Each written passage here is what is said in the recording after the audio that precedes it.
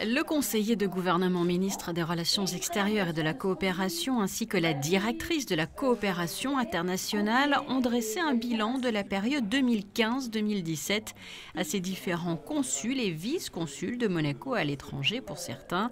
Les 17 ODD, objectifs de développement durable, ont été rappelés, tout comme les grands axes de priorité dans les domaines de l'éducation, de la santé qui touche 500 000 bénéficiaires directement, ou celui encore de l'insertion socio-professionnelle à travers l'exemple très concret du microcrédit à Madagascar. Cela fonctionne et comme cela a été dit tout à l'heure,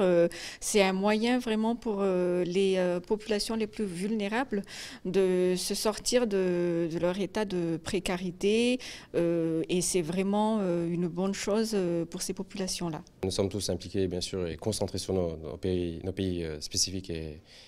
et par contre, aujourd'hui, on a eu la chance d'être exposé à tout ce que fait la coopération internationale. C'est vrai qu'annuellement, on reçoit des bilans et ce genre de choses, mais chaque année, on réalise en fait l'étendue de l'action de la coopération et à chaque fois, on est surpris, à chaque fois, on découvre des choses. 130 projets sont ainsi soutenus par an par la DCI, sans compter ceux qui relèvent de l'aide d'urgence. Pour sa stratégie 2018-2020, les zones d'action vont se concentrer sur des pays comme le Mali, la Mauritanie, le Niger, le Burkina, Madagascar, le Sénégal ou encore le Burundi. Il y a un thème supplémentaire avec la sécurité alimentaire et la nutrition qui répond hélas à l'actualité, avec plus de 820 millions de personnes qui souffrent de sous-nutrition dans le monde aujourd'hui. Et c'est aussi une nouvelle stratégie qui veut, j'allais dire, augmenter tout ce qui marche déjà et également avoir des projets pilotes, des nouveautés, mais capitaliser sur ce qui a été fait, les grands succès des années précédentes. Donc il y aura des moyens plus importants,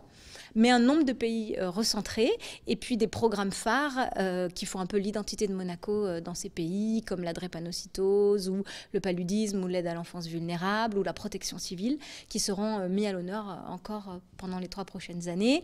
Et malheureusement, au regard de l'actualité internationale, aussi un grand focus sur l'aide aux réfugiés, sous toutes ses formes, avec le HCR, notamment le Haut-Commissariat aux réfugiés. Dans le domaine de la sécurité alimentaire, cette stratégie a pour objectif de venir en aide à 1 million de bénéficiaires.